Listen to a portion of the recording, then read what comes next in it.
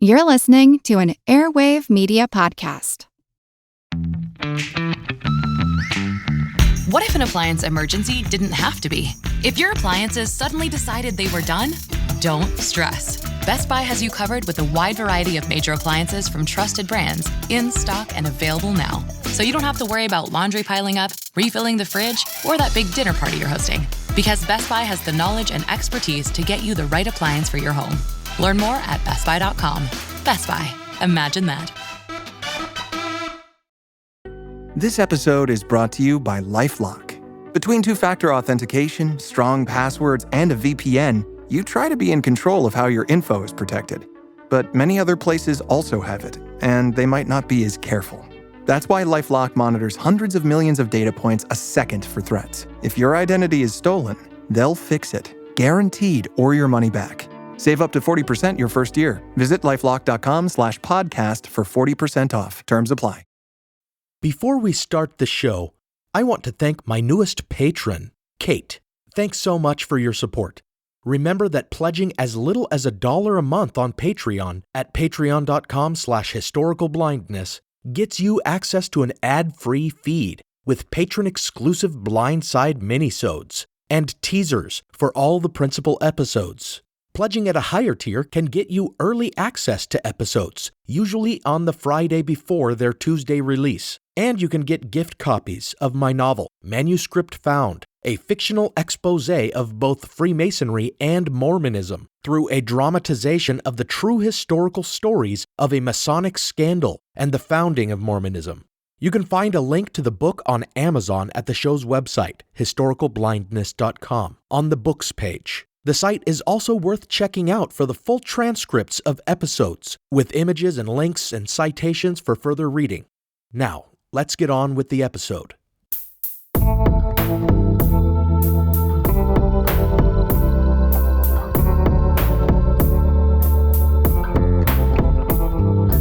Welcome to Historical Blindness.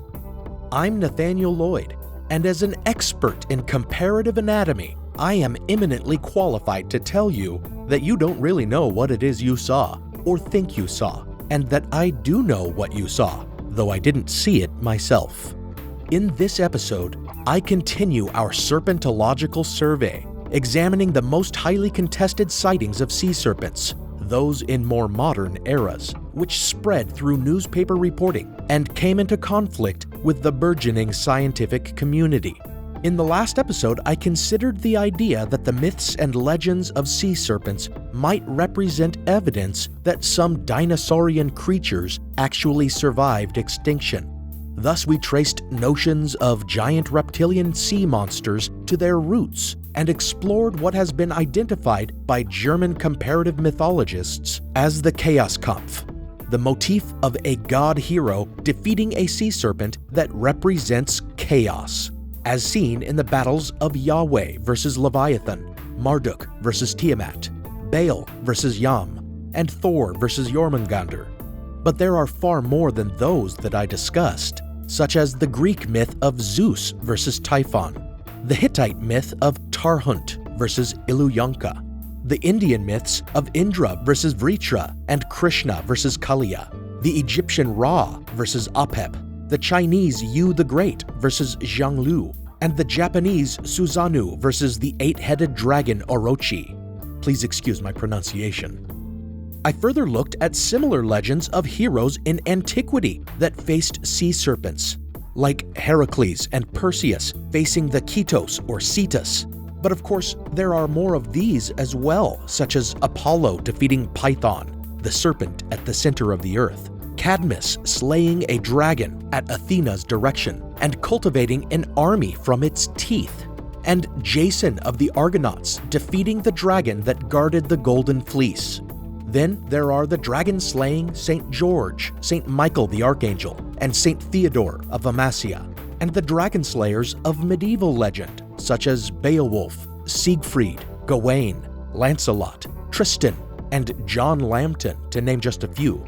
These examples, even when viewed as pure myth with no basis in real encounters between mankind and huge reptilian creatures, still tend to indicate some knowledge of such massive dinosaurian animals having once existed, knowledge unlikely to have been derived from the fossil record back then, as there is no evidence of dinosaur bones having been discovered before the 17th century, nor any reason to believe discoverers of such a fossil in antiquity would be able to discern the anatomy or nature of the creature to whom the bones belonged.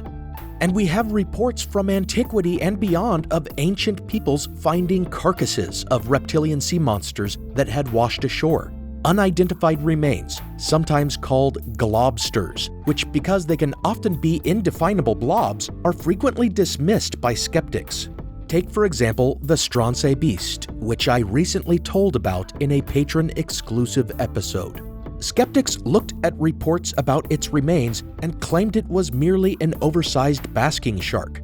Similarly, even the many reports of encounters with living sea monsters that come to us from antiquity are waved away by the scholarly and the scientific-minded, who claim they are run-of-the-mill sea creatures like whales, despite evidence that ancients were very familiar with whales. The apotheosis of this pattern of witnesses being mistrusted after the fact, reports being cast in a skeptical light by those supposed to be better qualified at identifying something they didn't actually see, came in the 19th century, when sightings of sea serpents became more and more frequent despite scientific insistence that such creatures simply did not exist. Thank you for listening to Leviathan, the Great Sea Serpent, Part 2, Into the Chaos Waters.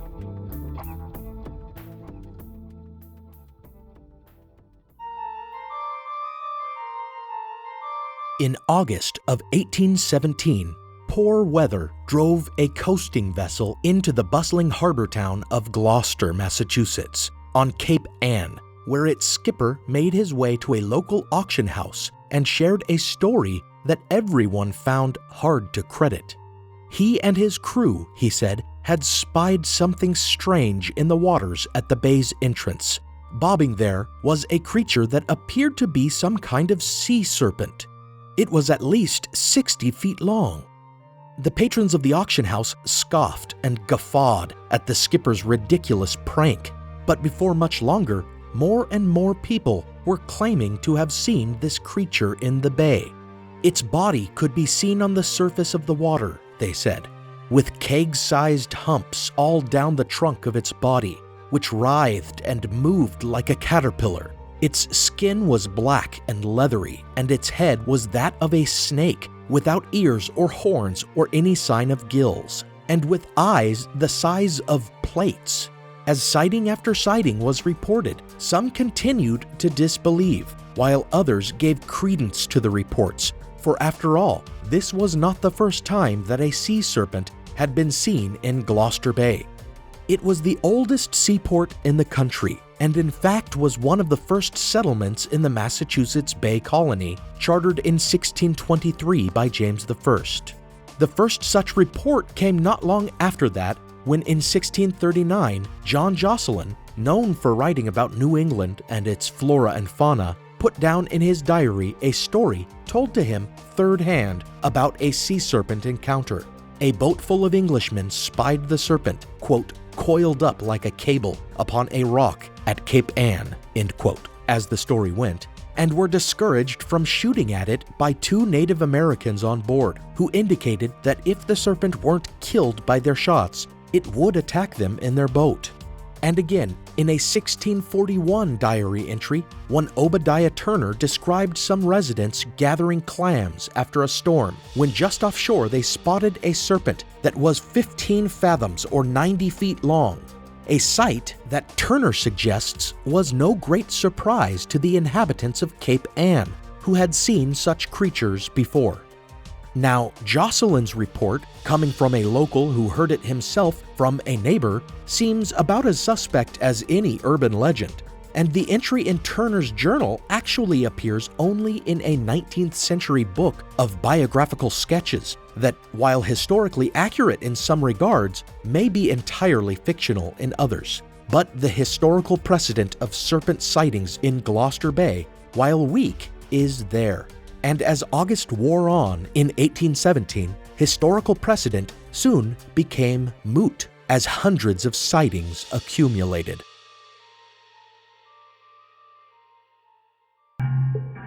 Today, these witness sightings survive in the form of 18 signed depositions given under oath before a local magistrate.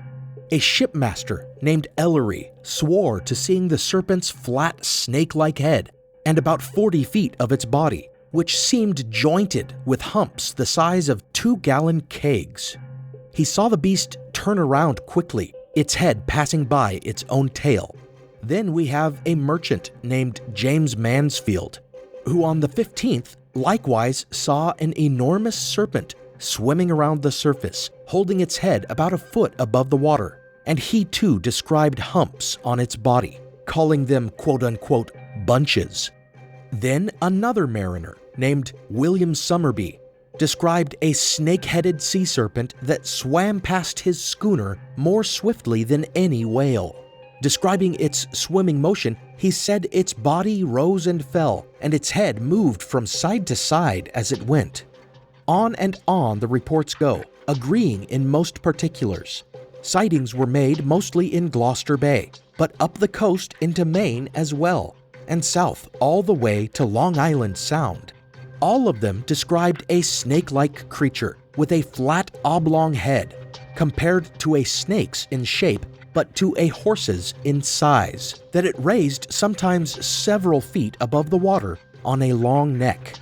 And crucially, it was said to be indented or uneven on its back and body, with humps or joints.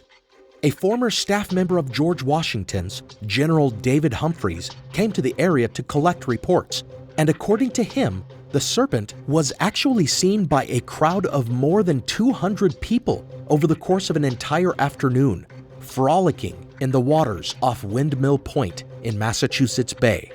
Obviously, a phenomenon like this would not go unnoticed even by a fledgling press, and indeed the Boston Weekly Messenger spread news of the creature with the headline, quote, "Monstrous Serpent," end quote. Surely this exacerbated the rash of sightings and encouraged some who had seen nothing to make false claims, for soon tourists flooded the area, hoping for a glimpse of the monster. Add to this the fact that a $5,000 bounty was put on the creature, and you have not only ferries full of looky-loos choking up Gloucester Bay, but also ships full of whalers readying their harpoons, and cod fishermen setting out nets and attaching baited shark hooks to buoys in hopes of catching and skinning the serpent. It is said some ships who encountered the serpent simply turned around and sailed away in fear, or took on artillery to protect themselves. One man, Martin Gaffney, supposedly shot the creature, but it only dove out of sight into the waters and surfaced again in the distance, out of range of Gaffney's gun.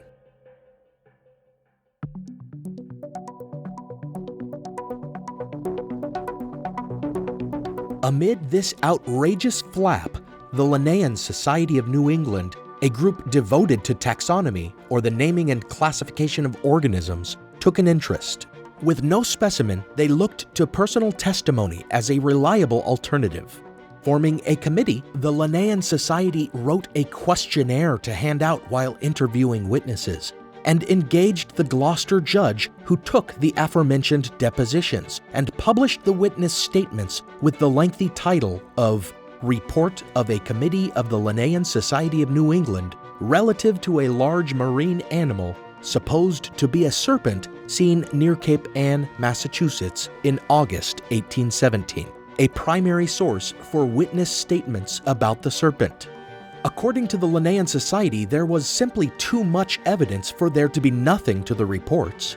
The fact that it was all testimonial evidence did not dissuade them, as testimonial evidence was at the time given great weight, when the witnesses could be confirmed to be of good reputation.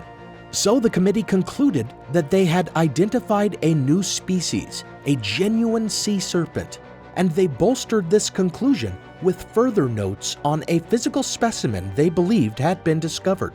Shortly after the sightings had begun, some farmers had pitchforked what appeared to be a 3-foot snake on the beach. But this snake was unusual. After the farmers had given their statements and turned the dead snake over to the Linnean Society Committee, they saw it for themselves and dissected it. There were unusual protuberances all along the snake's back, and as this appeared to correspond with the reports of the sea serpent's humps, they decided that this must be a young specimen of the species, which they named Scoliophus atlanticus. To their chagrin, however, a French naturalist named Alexandre Lesueur, who had also examined the snake, declared that it was nothing more than a common black snake, suffering from a disease that left its spine deformed. While sightings continued in 1819 in Nahant, and then up in Nova Scotia in 1825 and 1833, after a while they died away. At the time, one Boston newspaper declared it would no longer report on the serpent because it was not news, for, quote, "The existence of this fabulous animal is now proven beyond all chance of doubt," end quote. Yet at the same time, it was already becoming a dubious story, with one playwright in Charleston publishing a drama in 1819 called The Sea Serpent, or Gloucester Hoax, a dramatic jeu d'esprit in 3 acts, which suggested that the people of Gloucester had lied about seeing the serpent just to increase tourism.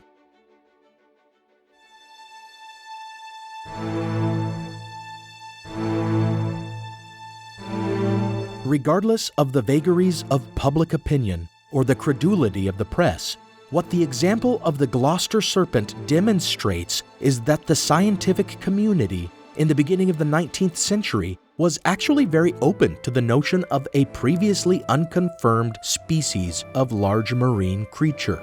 The alacrity with which the Linnean Society of New England announced the discovery of a new species, to say nothing of the gameness of Edinburgh's Natural History Society to endorse the authenticity of the Stronsay beast, as discussed in my recent Patron exclusive, shows that the very idea of a real sea serpent was not yet scientific anathema. How then did that change? One might look to the 1840s and a major character I introduced in part 1, Richard Owen, who might be thought of as a sort of villain in this story, especially if you believe his biographers that he was a callous and dastardly egoist who relished controversy, and if you consider that during his career he claimed credit for fossil discoveries that others had actually made. He even visually fits the bill of our story's villain, as in his old age he very much resembles how we might imagine Ebenezer Scrooge to appear. But in our last installment, I only pointed out the irony of this quote-unquote father of the dinosaurs comparing pterodactyls to dragons in his Crystal Palace statuary exhibition, while he vehemently attacked any who would suggest that dinosaurs survived in the time of man as the dragons or sea serpents of yore. But let us look more specifically at what Owen did to earn himself the nickname, quote, the Sea Serpent Killer, end quote. Perhaps his first foray against sea serpents was not against any living example of one, but against a fossil.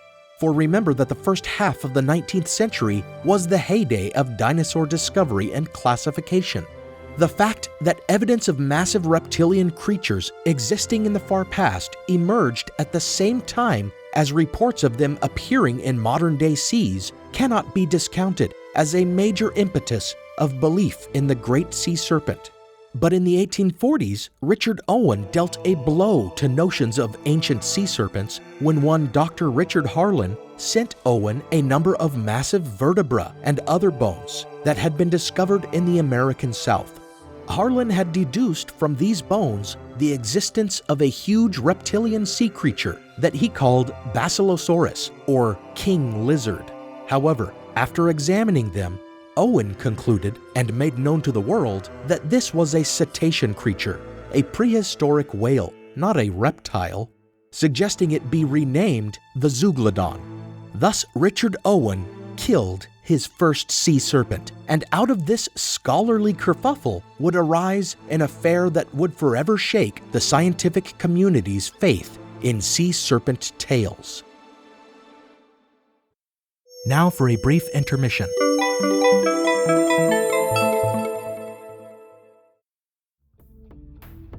Hi, listeners. Remember that the ads and sponsors of this program only contribute a small portion of the already meager earnings of this show.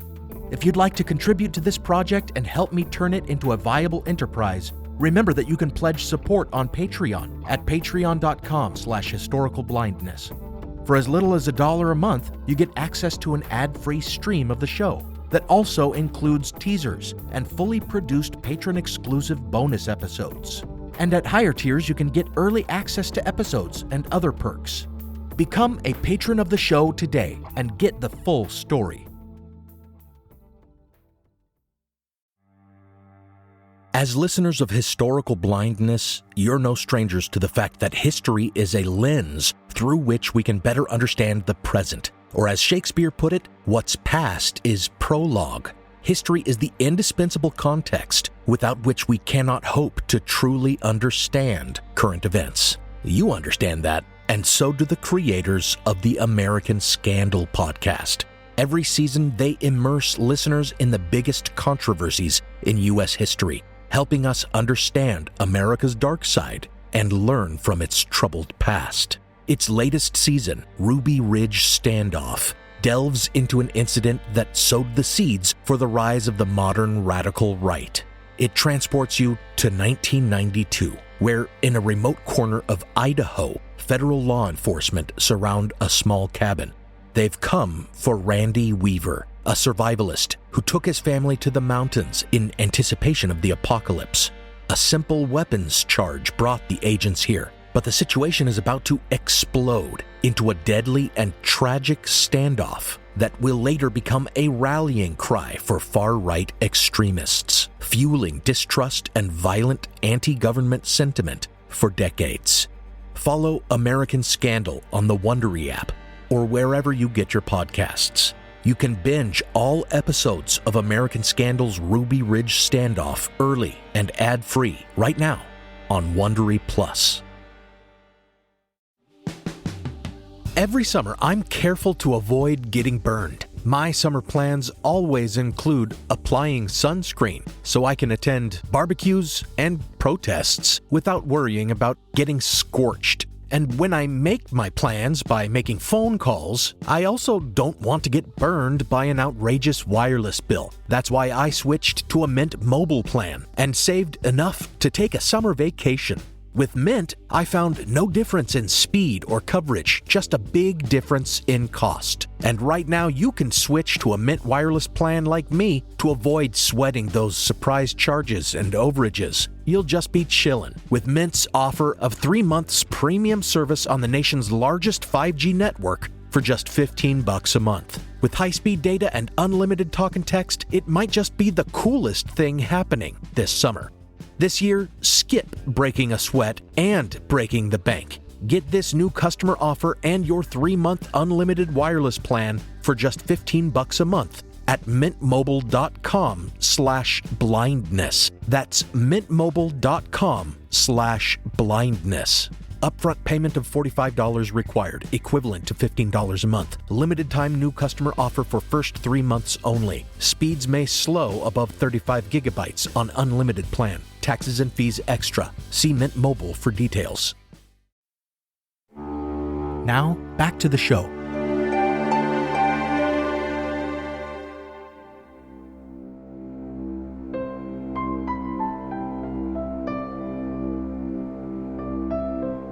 Present at one meeting of the Association of American Geologists at which Dr. Harlan presented his Basilosaurus bones was one Dr. Benjamin Silliman. Silliman was a believer in sea serpents, having come out years earlier in favor of the idea that the Gloucester serpent was a real creature. A few years after Dr. Harlan spoke at that meeting, Silliman received a visit in Connecticut from one Albert Koch, a purveyor of antiquities and fossils who operated a kind of traveling museum of oddities. Silliman had previously published some of Koch's writings, and knowing Koch's interest in massive prehistoric creatures, he told Koch about a woman in Alabama who might know where another Basilosaurus skeleton could be found. Forthwith, Koch made his way to Alabama, and by hook or by crook, he came into possession of some very interesting bones indeed. Before long, like the very P.T. Barnum he fancied himself, he opened a tourist attraction to show off the assembled skeleton of a fantastical sea serpent that he called Hydrarchos sillimani. Hydrarchos meaning great sea serpent, and sillimani after his friend who'd given him the tip. Koch traveled with his skeleton to New York City and displayed it along with a letter of endorsement from Benjamin Silliman, and he made much of welcoming the opinion of Richard Owen, who he believed would find the Hydrarchos sillimani far more similar to a plesiosaurus than to an extinct whale. However, Koch never received the benefit or the detriment of Owen's opinion, for before it could be offered, one of Benjamin Silliman's very own former students, Jeffrey Wyman, declared to the world that Koch's skeleton was a crude counterfeit. It was a hoax, he asserted, a simple assortment of bones from 5 different skeletons that he had cobbled together to approximate the image of a sea serpent. With this claim, Benjamin Silliman demanded that Koch remove his name from the display, which Koch promptly did, although he maintained the skeleton was genuine. Today, consensus remains that the Hydrarchos of Albert Koch was a fraud, just as Wyman claimed. For indeed, Koch was caught perpetrating exactly such a fraud when he sold the Missourium, a supposed skeleton of a mastodon, to the British Museum, which promptly recognized that it was composed of several skeletons and took it apart to reassemble them correctly.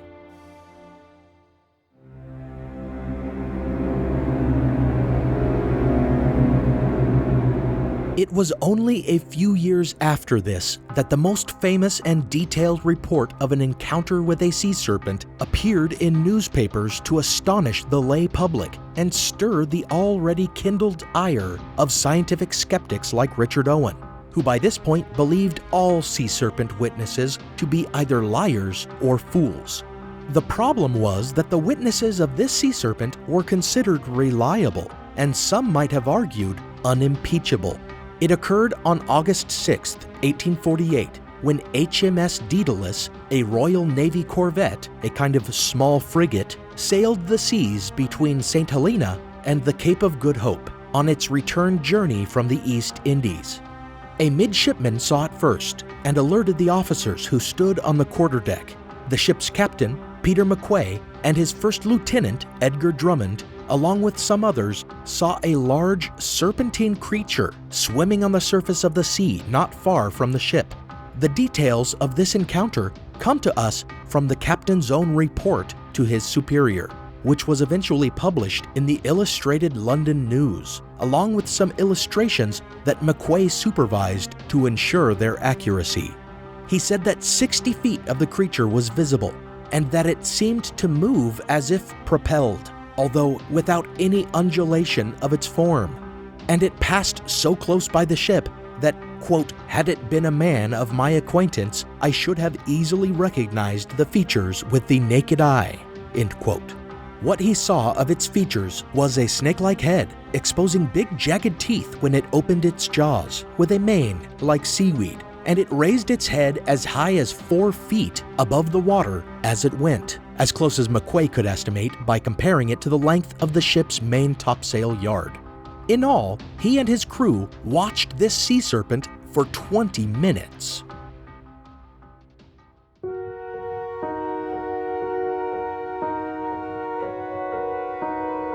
As I suggested before, at the time, witness testimony was accorded great weight as evidence, as in a court of law, provided the witness could be proven trustworthy. And in this regard, Captain McQuay seemed unassailable.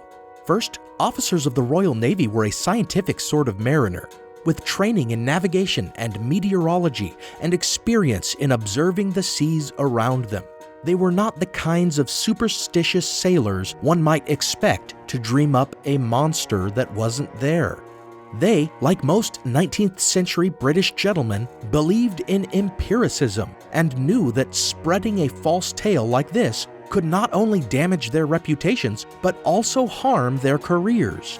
Furthermore, to suggest that they may have been mistaken in what they saw discounts their years of experience at sea. McQuay, for example, had become an officer more than 30 years earlier, during the Napoleonic Wars. Nevertheless, our villain, Richard Owen, incensed at the idea that the public would take the word of some mere Navy men over the skepticism of the scientific community, weighed in. His rejoinder, published in the Times, essentially insisted that they must have just seen an elephant seal, and that they had mistaken the eddy that frequently trails behind swimming elephant seals as the body or tail of a serpent. Never mind that these experienced seamen had most likely seen elephant seals before. But the sea serpent killer had spoken, and McQuay's angry rejection of the assertion did little to slow the groundswell of skepticism. In the wake of Owen's challenge to the veracity of the sighting, more attention was paid to the account of the incident recorded by McQuay's first lieutenant, Drummond, whose version of the event differed in some key regards. It indicates that while the captain insisted he had seen a tail, Drummond could only see a fin. And rather than passing as close as the captain says, Drummond estimates it was about 100 yards away, and could only be seen with the naked eye for 5 minutes, after which they had to watch it with a spyglass. Add to this Drummond's report that the weather was quote-unquote dark and squally, and you have plenty of good reason to doubt the testimony of the captain of the Daedalus, who, it should be noted, first estimated the creature's length to be 120 feet before conferring with others on his crew and amending his estimation to half that. And at least one researcher, friend of the show Mike Dash, has actually cast some doubts upon the supposedly unimpeachable character of the chief witness, Captain Peter McQuay, pointing out that McQuay had only been offered 2 commands in the several decades since he became a commander, suggesting he was not necessarily the best example of a Royal Navy captain, with all the assumptions about intellect and keen perception that go with it.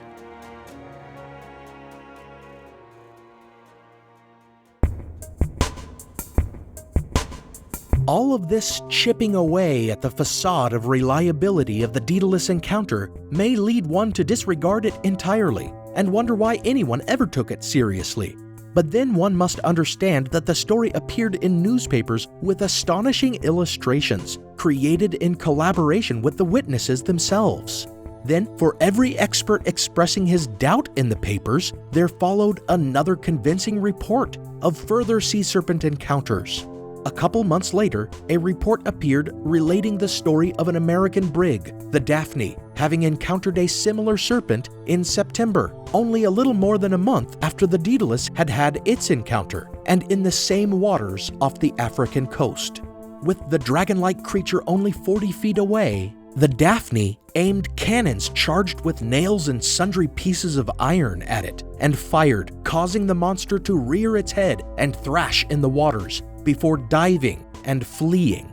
New Year's Eve of the same year, witnesses aboard HMS Plumper near Oporto off the Portuguese coast saw another serpent, and like the creature reported by the crew of the Daedalus, this one too appeared to have a mane. However, as the skepticism of the learned became well known and began to spread, sea serpent sightings fell off and almost ceased. A fact that many have suggested proves there never were any serpents to begin with. One more did occur a decade later that is worth mentioning though, due to it finally sinking the Daedalus tail once and for all. Sailing near the Cape of Good Hope, just as the Daedalus had been, one Captain Smith spotted a sea serpent from the deck of his ship, the Pekin. Fearlessly, he commanded his crew to draw nearer to this primordial beast of the deep. And as they approached, he caught a better look at it. It was nothing but a large mass of seaweed, out of it sprouting a root that resembled a neck and head. This, of course, made the Daedalus encounter something of a joke, prompting an anonymous member of her crew to write a furious letter to the Times, insisting that what they had seen was a living creature, swimming rapidly, with a surge of water under its chest. But the damage had been done, first by Owen, then by others. Theories about what McQuay and his crew saw are many and various. It was either a seal, or an oarfish, or some kind of shark or whale, or it was some floating seaweed or a log, or perhaps even a whaler's abandoned canoe being pulled by something he had harpooned. But it was not, could not be, a sea serpent.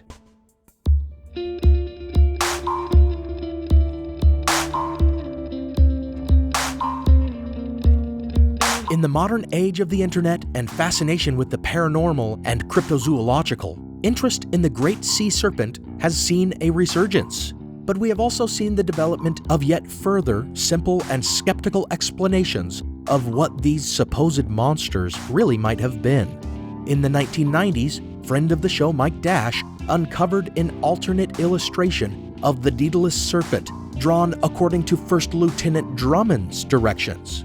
And this alternative picture, which does not show a serpentine head raised far above the water, has led some to suggest that the crew saw a sei whale, a kind of rorqual whale, skimming the surface. A comparison of pictures makes a convincing case, but there remain some elements that preserve doubt, such as there being no mention of the creature blowing like a whale, and the fact that the sei whale's fin should have been more prominent. Then there is the New England sea serpent, judging from the strange descriptions of the Gloucester serpent as having humps or segments like barrels, and the description that it moved rather more like a caterpillar than a serpent, surging forward and then gathering its segments before surging again. A compelling theory has been suggested that it was a whale dragging a great deal of netting and barrels from an attempt by whalers to kill it. So rather than its body contracting and expanding, what mariners saw was its burden being pulled behind it and gathering when its momentum ceased. Again, a compelling explanation, but one that fails to account for descriptions of the creature's large eyes and flicking snake-like tongue. In the end, it is easy for a doubter to cherry-pick certain details to fit a debunking explanation and ignore others. And we see skeptics bend over backwards sometimes to get their theories to work, saying perhaps the whale seen by the Daedalus was injured or deformed so that its fin was not so prominent. Or perhaps among the barrels being dragged by the whale mistaken for a serpent in Gloucester Bay, there was one pile of kegs that resembled a raised neck and snake-like head. These contortions can sometimes seem just as ridiculous as the alternative belief that primordial, perhaps dinosaurian creatures, survivors of the massive extinction event that wiped out most other animals like them, still roam about in the seas, hidden beneath the surface for the most part, until they rear their controversial heads and cast our notions of natural history into confusion and chaos.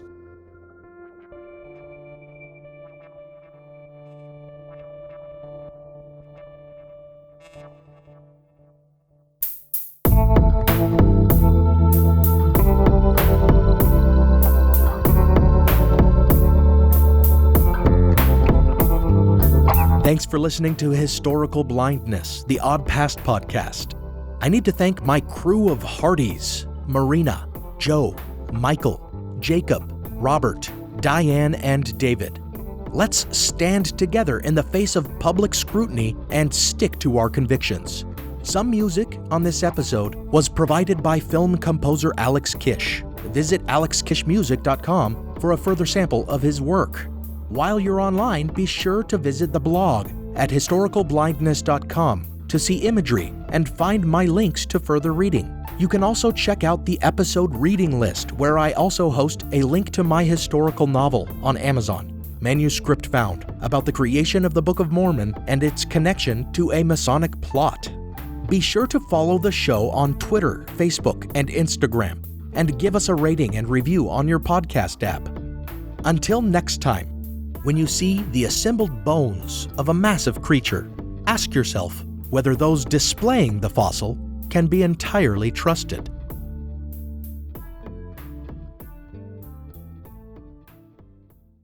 This is Jen. And Jenny. From Ancient History Fangirl, and we're here to tell you about Jenny's scorching historical romantasy based on Alaric of the Visigoths, Enemy of My Dreams. Amanda Boucher, best-selling author of the Kingmaker Chronicle, says, quote, "This book has everything. High-stakes action, grit, ferocity, and blazing passion. Julia and Alaric are colliding storms against a backdrop of the brutal dangers of ancient Rome. They'll do anything to carve their piece out of this treacherous world and not just survive, but rule." Enemy of My Dreams is available wherever books are sold. Have you ever gazed in wonder at the Great Pyramid? Have you marveled at the golden face of Tutankhamun, or admired the delicate features of Queen Nefertiti? If you have, you'll probably like the History of Egypt podcast. Every week, we explore tales of this ancient culture. The History of Egypt is available wherever you get your podcasting fix. Come, let me introduce you to the world of ancient Egypt.